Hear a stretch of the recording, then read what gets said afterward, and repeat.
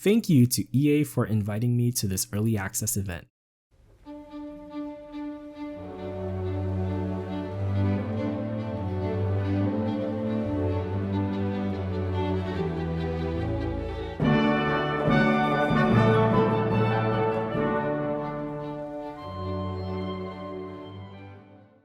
Hello there everybody, it is me XfreezerBunny, and welcome back to another Sims 4 speed build. So today we are doing a build featuring the brand new Sims 4 Royalty and Legacy expansion pack. So this build is inspired by La Belle Époque. So the Belle Époque was a time period during the late 19th century, and it was heavily centered on Paris. Paris basically was the epicenter of arts, architecture, fashion, you name it. It was all centered in Paris, which is why I decided to go for more of a French-inspired style for this build. The world that came with this pack on Darien itself is a Mediterranean-inspired world, so a lot of the new items really worked with the aesthetic that I decided to go for. And I also decided to make a somewhat small, modest royal residence for a minor royal family from like a small principality. So we're going for a more whimsical, kind of like romantic style. I imagine this place to maybe have been built during the late 1800s and early 1900s. And it's more of a royal villa. So I thought this was a great way to start off the royalty gameplay that comes with the pack, because I don't know about you guys, but I have been really loving the gameplay that this pack has to offer so far. And this world already has a ruling family, the Caps, and I'm currently in the process of dethroning Tybalt Cap, who is the king of this world. And yeah, let's just say his days as the Grand Archduke is numbered, because yeah, we definitely have our eyes set on his crown basically. So it's really fun to kind of have to go through kind of like making your way up the noble hierarchy, because if you start off as a noble, you start off from the very bottom with like a very minor title. There's actually multiple ways you can start off as a noble. Like you can either befriend a royal and get them to give you like a knighthood, or you can buy one of those books and research your family legacy. I didn't do that, but I'm assuming it's going to tell you that you come from a long line of like a noble family or something like that. Or you can buy a throne, which is what I did. Probably the easiest way to get a noble title is to just buy a throne for like 3,000 simoleons and just join the noble active career. So as you can see, the house itself looks really small, but don't be fooled, because there is in fact over 20 rooms for this palace, and a lot of those rooms are actually dedicated to the brand new royal functions. So there is actually a throne room, or a separate throne pavilion I should say, because as you can see, this is on a 64 by 64 lot, and I had a lot of space to cover as far as the landscaping goes actually, and I decided to just make a separate throne room pavilion, because once you reach a certain level of the noble career, you're gonna need to start holding court and basically like doing stuff for your subjects. I didn't get that far into the gameplay yet, because when you start off as a noble, you get like a salary of like 600 simoleons per day, which I thought was a lot of money. So honestly, you don't even need to go up the hierarchy unless you want like a better title for your sim. If you're just doing it for the money, like you can just do the bare minimum and still make 600 simoleons per day. So here you can see me work on the layout, and it was a little bit tricky because I didn't really have a lot of space to work with, but I'm really happy with all of the rooms that I ended up incorporating into this build. There is also a very prominent balcony, and if you saw from the very beginning of this build, I really wanted to add a balcony because I feel like that's where a lot of like public appearances for royals take place, right? Like during the royal weddings, or if there's like a speech, you know, if you're like ousting a royal family. That's where they give like their final speech or something like that. And there's also an observatory in the tower, as well as some archives.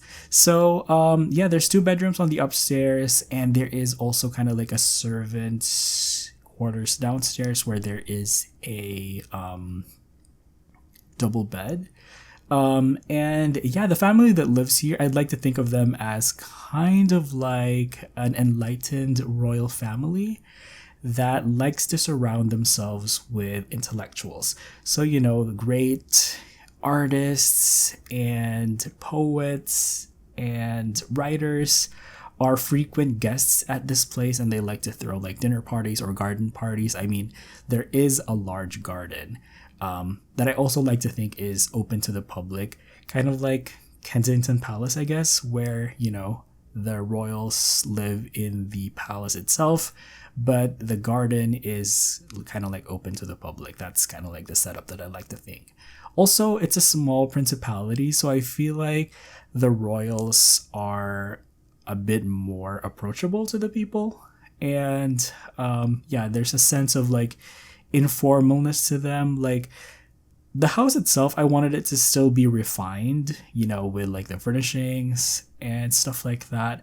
But there's definitely an aspect of informality to it. And I just want to point out that little curved section over there in the floor plan was originally intended to be the throne room, but I decided to just place the throne room somewhere else because I wanted to have more bedrooms for this place, because the servants' bedrooms over there to the left of the screen right now, that was originally intended to be like where the dining room is. I just decided to do a different throne room pavilion and just add more bedrooms basically to this place. And actually, if you want to add more bedrooms, you can convert some of the tower rooms into more bedrooms as well.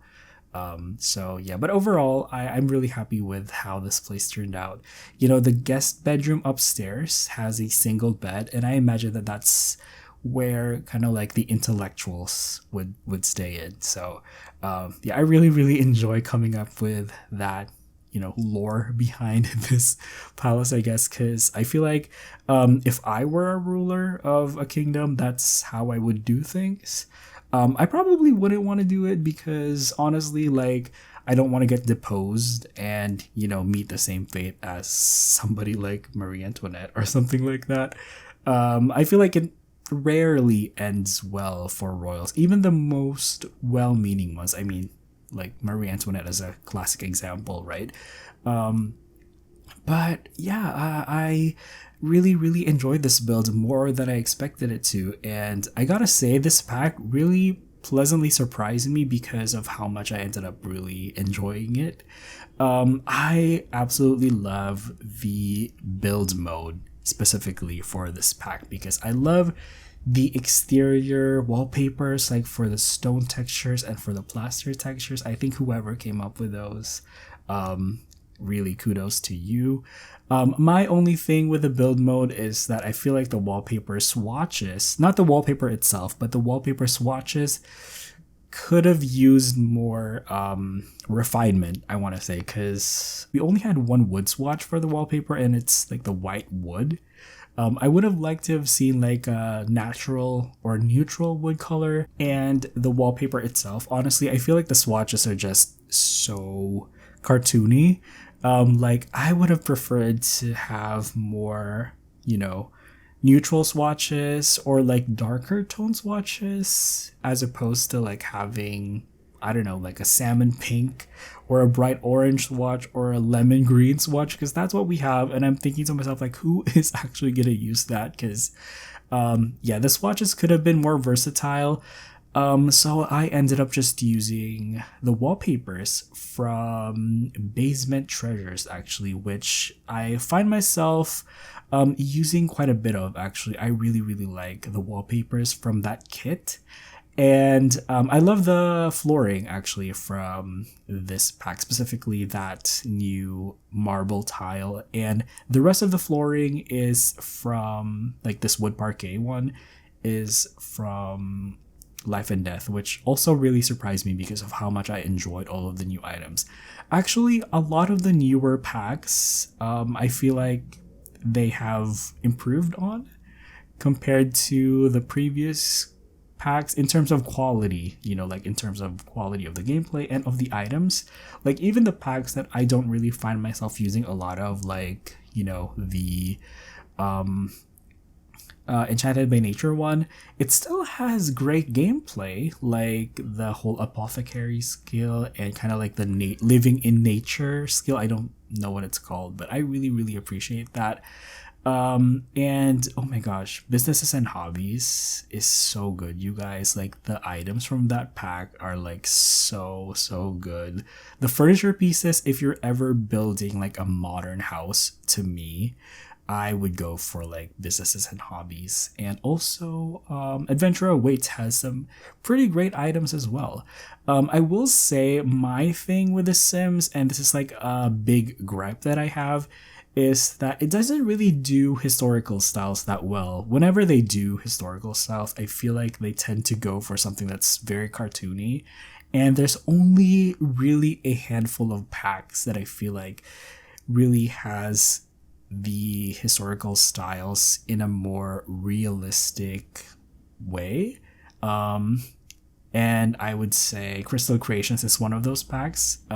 If you're going for like a more realistic historical style, I would say go ahead and check out that stuff pack, because I think they did such a good job at the items, and specifically the proportions of the items look really realistic.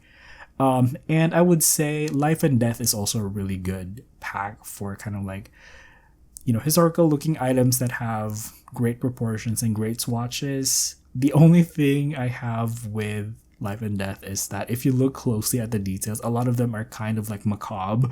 So there's like a skull and bones detail. But if you don't look as close, I feel like it still works. It has kind of like that Renaissance style that I feel like works with a lot of historical builds.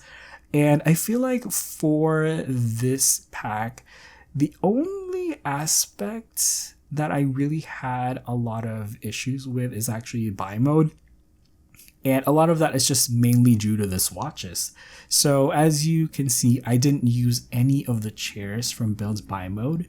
And I think I only used one bed from Build Buy Mode. Like the items themselves are beautiful and detailed, but the swatches to me I find are very limiting. And like I said, like who is gonna use this lime green or like neon orange swatch? Like, can we please have more neutral swatches? Because I mean, somebody deliberately chose to include those swatches, and I don't think that they're the most versatile. Maybe they're usable if you're going for more of a cartoony style, but I don't particularly find those to be that versatile. And I feel like the big problem I have is really the lack of wood swatches, because for most of the items that came with this pack, there's only one wood swatch, and it looks like it's just a brown color. This doesn't look like it has any texture to it. And it's really hard to match it with the other wood swatches from the other packs. Like, it's crazy to think that, packs that came out like 3, 4, even 5 years ago have better wood textures than this pack that came out literally the most recently released pack. So that was kind of a letdown, but I still prefer the wood swatch over kind of like the neon or lime green swatch. So I did ended up going with it for some of the items that I used, mostly for the windows actually, because as much as I complained about the build buy mode, I really have no complaints about the builds mode itself. It's really just with buy mode and how limiting it was in terms of the swatches. But yeah, I'm really surprised that in build mode, they gave us some really good items that really showed me like the potential of what they're capable of. Like there's this one arch window that is so beautiful, and it looks, sorry, it's not an arch window, it's an arch door.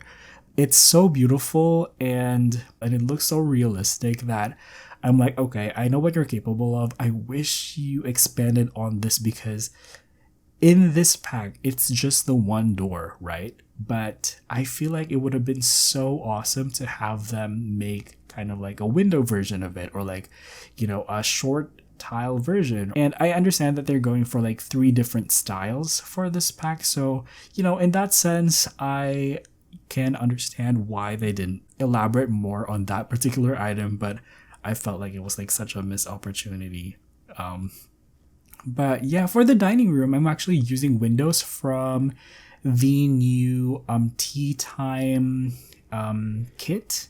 So yeah, the Tea Time kit, or whatever it's called, you can pre-order it with this pack, but I did get it when I got the early access for this pack, and I think it's so good. The new doors and windows, once again, really, really impressed by the style and the proportions and the details, actually. So I ended up using them in areas where I wasn't able to use, the windows and doors that came with this pack, because like I said, they were quite limiting. I love the doors though, like, don't get me wrong, and the windows, but I wish they just expanded more on them. And yeah, for the wallpaper, it's really unfortunate, but as you can see, I only really just used one swatch for the wallpaper throughout the house, which is kind of unfortunate because I wish we got maybe like a deep red. For some reason, they gave us like this really bright red. I'm so confused why. It doesn't even match like the items that come with this pack. So I don't know why they gave us that particular swatch. And all of the other swatches that come for that wallpaper are like light swatches, which to me kind of just get washed out since the wood swatch, or like the wainscoting and the crown molding, are also white. So if you have like a light color, it kind of like just gets washed out, in my opinion. So that was quite frustrating. And working on the master bedroom now.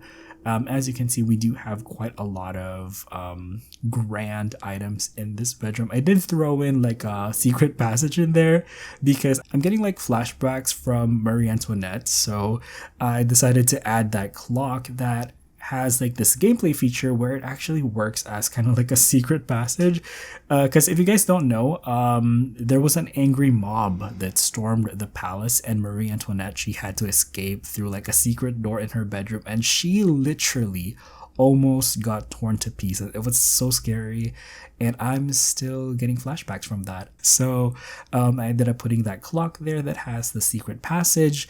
The only weird thing is that I think Sims might come out of it or something like that, because I think it works as kind of like a teleporting thing.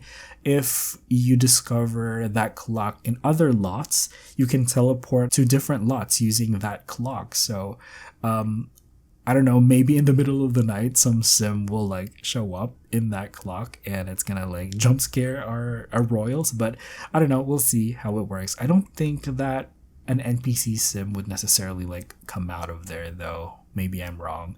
Moving on to the balcony, I initially placed this sword fighting training dummy here, but I ended up moving it because I realized that we didn't really have a lot of gameplay items in the garden itself, and we had more space. I decided to put like a kind of like training area in the garden itself, so I placed that training dummy next to like an archery thing. I think it came with Adventurer Weights. It's an archery thing where you can like learn archery basically. So I felt like those are pretty royal things to do. So I ended up incorporating those into this build as well. And here we are working on the observatory. Again, all of these are just decorative items except for the telescope actually. And I thought that was a good use of the space. If you really need an extra bedroom, you can probably convert these rooms into that. And underneath the observatory is where we have kind of like the archives where you can research your family tree. And actually that room right there next to the balcony is just kind of like a family altar type thing.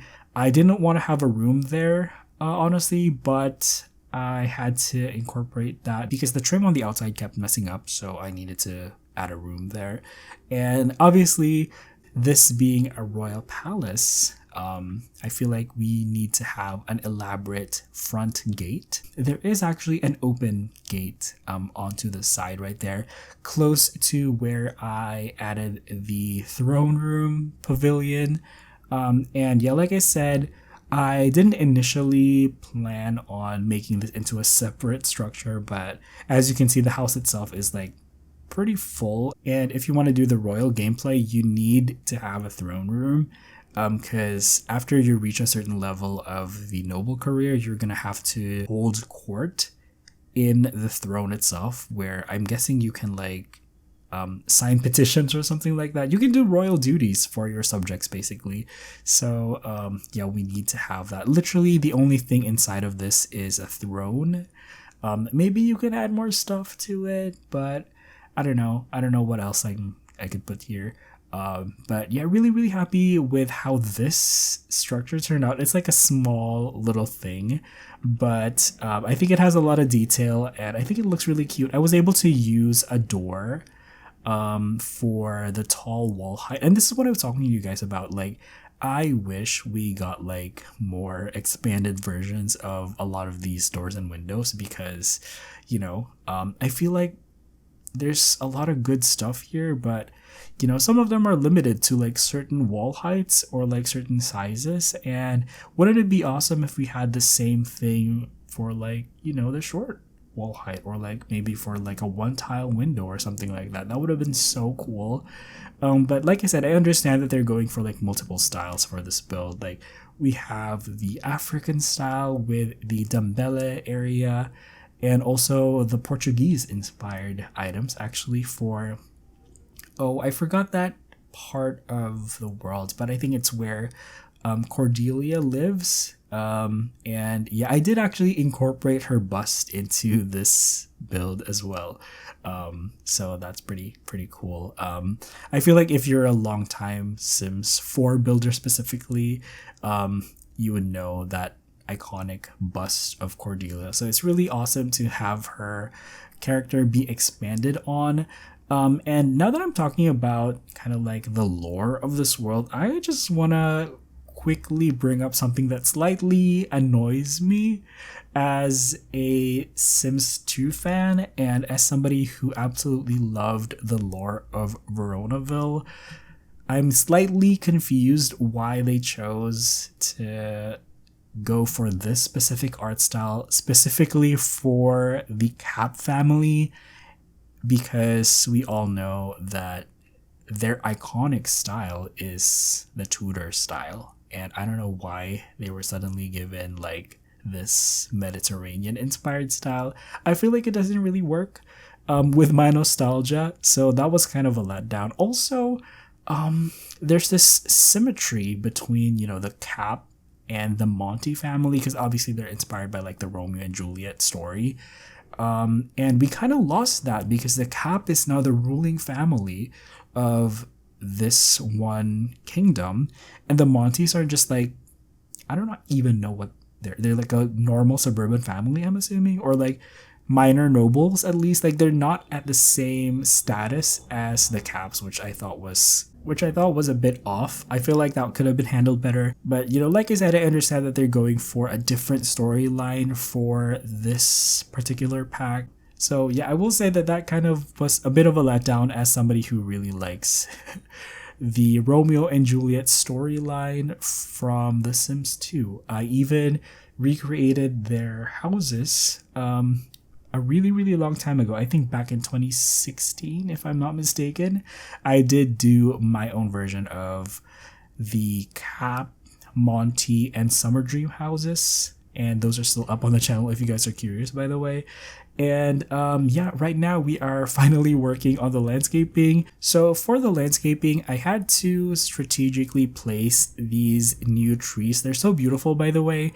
I know they look like the trees that came with my wedding stories. I know a lot of people pointed out that a lot of the items that came with this pack look like they're just variations of items that we already have, and I hate to say it, but I do agree with this. And you can definitely see with a lot of the landscaping items that they just look like items that we've had from other packs as well. So that was kind of disappointing, but as you can see, I am placing the trees strategically because I wanted to have certain viewpoints and certain sight lines for this park, which, as I mentioned earlier, I wanted this to be kind of like a publicly accessible park.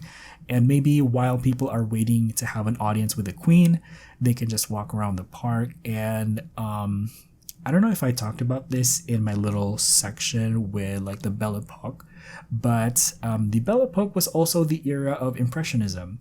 And I can definitely see some Impressionist artists like, painting in this garden. So yeah, I would definitely like take my sim here and make them, paint, because there's like a lot of beautiful open spaces, and the outdoors and just nature in general plays a very prominent role in the Belle Époque. And yeah, I feel like I could definitely see some artists doing their artwork in this garden. So yeah, you can see me really taking my time with my placement of all of these different landscaping items.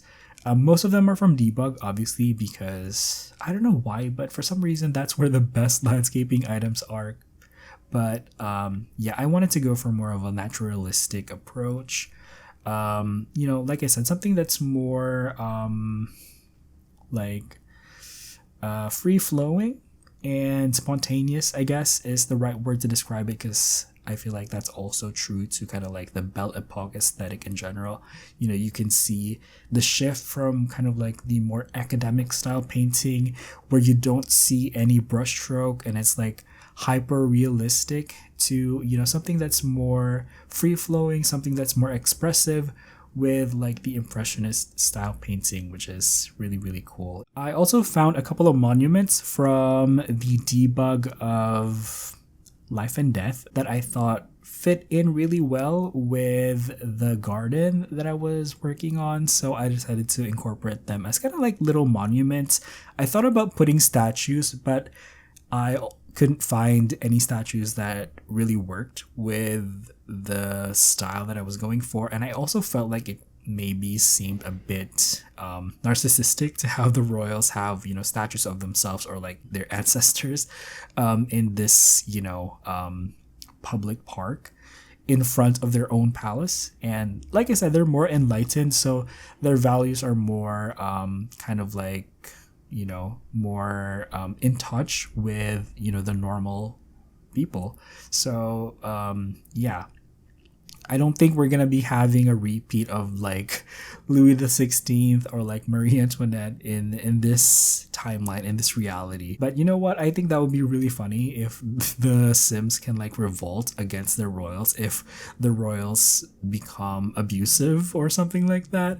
But I don't think that's the type of gameplay that they would have for the Sims. But yeah, really, really happy with how the landscaping turned out. There's certain sections where we do have more flowers. And there's certain sections where I just left it more kind of like naturalistic and informal. I think I totally forgot to talk about it, but this also has kind of like a little guardhouse over there right next to the open gate section, which just for an added security measure. We don't want like an angry mob to storm the palace, if you guys get what I mean. And also I really wanted like a long avenue leading to the palace itself, because I felt like that was really romantic. I really wanted to have that tree-lined avenue going to the palace, and I'm really, really happy with how it turned out. So it looks like that is going to be it for this build. I feel like this build ended up being a little bit longer than usual because I had so much stuff to do, but hopefully you still enjoyed it. And yeah, thank you guys so much for watching. You all have an awesome, awesome, awesome day. Enjoy the rest of the video, and I will see you guys next time. Bye bye.